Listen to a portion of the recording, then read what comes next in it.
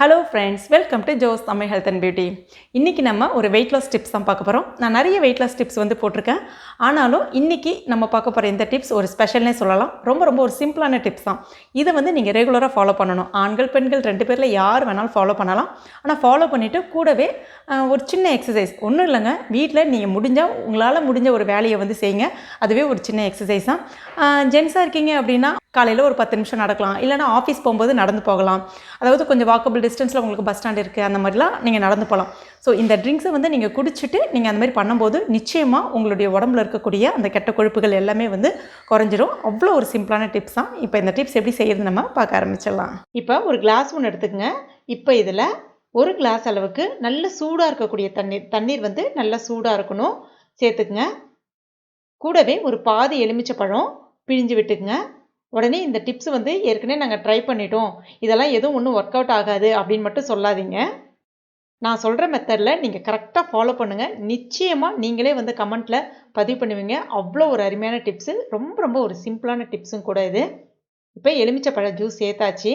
இப்போ இதில் நம்ம ஒரு முழு எலுமிச்சை பழம் எடுத்ததில் பாதி தான் பயன்படுத்தியிருக்கோம். மிச்ச பாதி இருக்கும் இல்லையா, அதை ஒரு 2 துண்டாக இந்த மாதிரி சின்ன துண்டை கட் பண்ணிவிட்டு அதையும் இது கூட சேர்த்துக்குங்க.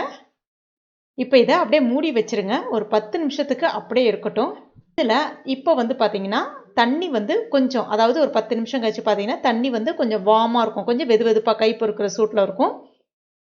இதில் தேன் சேர்த்துக்குங்க. தண்ணி சூடாக இருக்கும்போது தேன் சேர்த்து பருகுனீங்கன்னா நிச்சயமாக பலன் கிடைக்காது. 1 ஸ்பூன் இல்லைனா 2 ஸ்பூன் அளவு கூட தேன் சேர்த்துக்கலாம். தேன் சுத்தமான ஒரிஜினல் தேனாக பார்த்து பயன்படுத்துங்க. நாட்டு மருந்து கடைகளில் கேட்டு வாங்குங்க. இப்போ நிறைய சக்கரை பாகு தான் விற்கிறாங்க. சக்கரை பாகு பயன்படுத்தி நீங்கள் குடிக்கும்போது கண்டிப்பாக வெயிட் இன்க்ரீஸ் தான் ஆகும். அதனால் சுத்தமான தேனாக பார்த்து பயன்படுத்துங்க. இப்போ இது எல்லாத்தையுமே நல்லா மிக்ஸ் பண்ணிவிடுங்க. இதை அப்படியே குடிக்க வேண்டியதான். எப்போ குடிக்கணுன்றது ரொம்ப ஒரு முக்கியமான விஷயம்.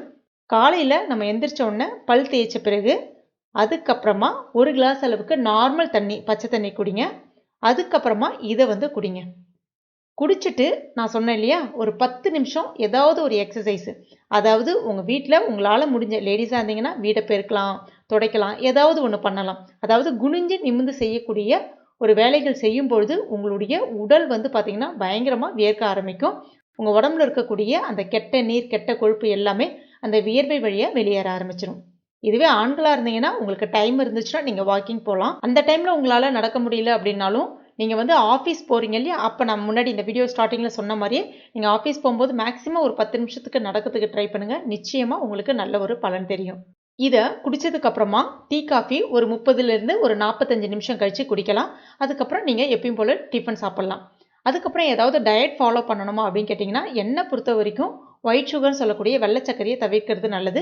டீ காஃபியில் போட்டு குடிக்கலாம், ஆனால் அதுவே அளவுக்கு அதிகமாக போட்டு குடிக்கக்கூடாது. அப்புறம் முக்கியமான விஷயம் என்னன்னு பார்த்தீங்கன்னா, பேக்கரி ஐட்டம் சொல்லக்கூடிய அந்த கேக்கு, அதாவது ரொம்ப அவாய்ட் பண்ண வேண்டாம். ரொம்பவும் எடுத்துக்க வேண்டாம், ரொம்பவும் அவாய்ட் பண்ண வேண்டாம். ஓரளவுக்கு எடுத்துக்கலாம். ஆனால் மைதா நிறைந்த உணவுகள், உதாரணத்துக்கு பரோட்டா, அந்த மாதிரி உணவுகளை தவிர்த்திங்கன்னா ரொம்ப எளிதாக உங்களுடைய உடம்புல கெட்ட கொழுப்பு முழுமையாக கரைஞ்சிரும். ஆரோக்கியமாகவும் சுறுசுறுப்பாகவும் உங்களால் இருக்க முடியும். இதில் நம்ம பயன்படுத்தியிருக்க அந்த எலுமிச்சை பழம், தேன், சுடு தண்ணி, இது 3மே பார்த்தீங்கன்னா முக்கியமாக நம்ம எலுமிச்சை பழ தோலும் பயன்படுத்தியிருக்கோம். அந்த முழு எலுமிச்சை பழம் பாதி பயன்படுத்தியிருக்கோம் இல்லையா, அது சொல்கிறேன். இது எல்லாமே சேர்ந்து பார்த்தீங்கன்னா நம்ம உடம்புல இருக்கக்கூடிய டாக்ஸின் சொல்லக்கூடிய அந்த நச்சுக்களை முழுமையாக கரைத்து வெளியேற்றும்.